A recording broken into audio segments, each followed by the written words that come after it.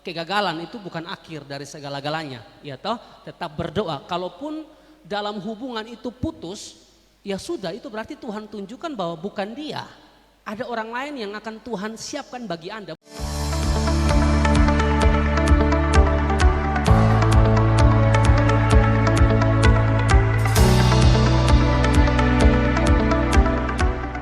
Saling kenal dengan beberapa pria, tapi ternyata disakiti lagi paket seperti itu. Yang Beta mau tanyakan, apakah Beta salah? Karena Beta sampai berpikir di titik ini bahwa, Tuhan, Beta sudah mau menikah lah. Beta cukup Beta bekerja, Beta cari uang, Beta bayar Beta pun tagihan rumah. Dan itu yang bisa doakan paket bahwa cukup Beta jangan menikah lah. Apakah itu Beta berdosa kok paket? Mungkin itu pertanyaan, terima kasih. Anak muda ini atau kakak ini dia bertanya seolah-olah pertanyaan itu seperti tidak ada harapan ya. Karena menurut dia beberapa kali dia membangun hubungan pacaran itu gagal dan gagal lagi. Lalu pertanyaannya dosa atau tidak kalau saya mengambil keputusan untuk tidak menikah. Dan saya menyoroti di bagian yang pertama, saya takut pertanyaannya hanyalah akibat dari keputusasaannya pertanyaan itu, sehingga saya bilang bahwa kegagalan itu bukan akhir dari segala-galanya, ya toh, tetap berdoa. Kalaupun dalam hubungan itu putus, ya sudah, itu berarti Tuhan tunjukkan bahwa bukan dia. Ada orang lain yang akan Tuhan siapkan bagi Anda, bukan dia putus, itu kan biasa. Tapi pertanyaannya seolah-olah dia sudah putus harapan sehingga ada kesimpulan terakhir yang menjadi pertanyaan bahwa lebih baik saya tidak usah nikah. Lalu dosa tidak kalau tidak menikah menurut pandangan Alkitab.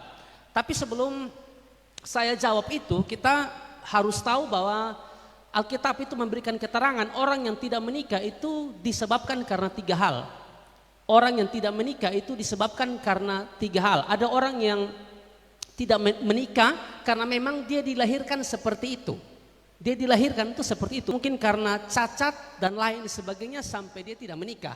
Yang kedua, yang menyebabkan dia tidak menikah adalah karena perbuatan orang terhadap dia yang mengakibatkan dia tidak menikah.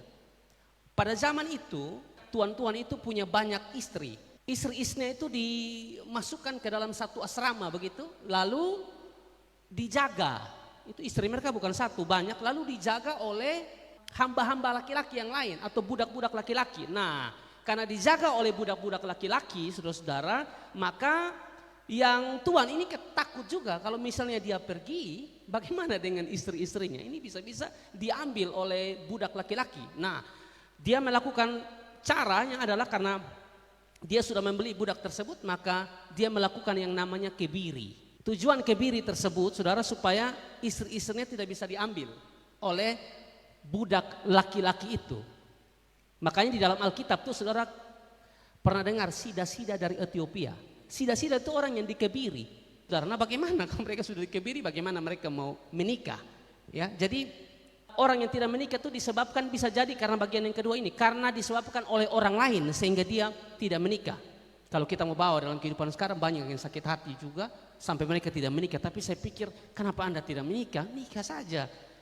Ya, dia sudah enak-enak sakitin kamu, dia sudah jalan dengan orang lain, lalu kamu sendiri saja galau. Untuk apa? Cari juga yang lain, tidak ada persoalan toh.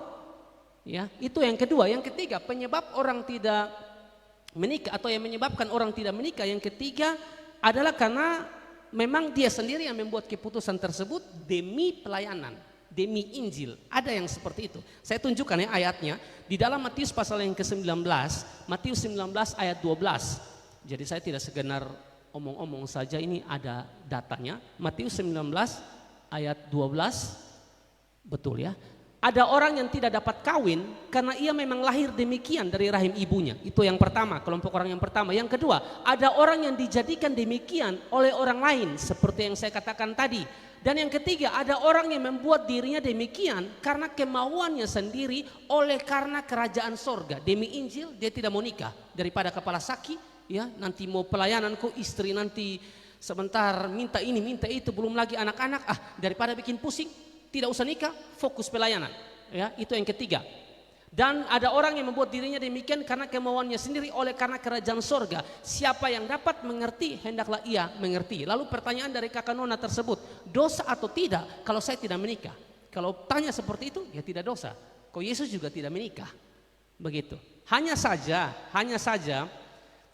orang yang tidak menikah itu orang yang diberikan karunia khusus. Ya. Daripada kamu bikin dosa, mending kamu nikah. Kalau masih dia laki-laki lewat, nona lewat lalu lihat kaget, Yesus saya cantik, aduh Yesus saya ganteng. Itu tandanya kamu tidak diberi karunia untuk sendiri. Kamu masih punya keinginan untuk membangun hubungan dengan orang lain. Jangan putus asa lalu bilang saya tidak mau menikah. Kamu kuat. Kamu jalan sendiri, kamu lihat teman kamu jalan berdua. Lihat bebek, sendal saja, kiri dan kanan. Kamu tidak sakit hati. Jadi jangan cepat-cepat buat keputusan. Karena Paulus bilang lebih baik nikah daripada bikin dosa. Misalnya di dalam 1 Korintus 7 ayat 1 dan ayat yang kedua. 1 Korintus 7 ayat 1 dan ayat yang kedua. Dan sekarang tentang hal-hal yang kamu tuliskan kepadaku adalah baik bagi laki-laki kalau ia tidak kawin. Tapi sudah lihat di ayat yang kedua dikatakan, tetapi mengingat bahaya percabulan daripada bikin dosa, baiklah setiap laki-laki mempunyai istrinya sendiri dan setiap perempuan mempunyai suaminya sendiri. Ya, kalau Anda tidak nikah itu memang karunia khusus dari Tuhan. Tapi kalau masih lihat laki-laki, lihat perempuan bilang, aduh Yesus, aduh masih tergerak tuh, itu sonde. Itu Anda masih punya keinginan, itu Anda tidak diberikan karunia khusus untuk tidak menikah. Mungkin itu jawaban saya.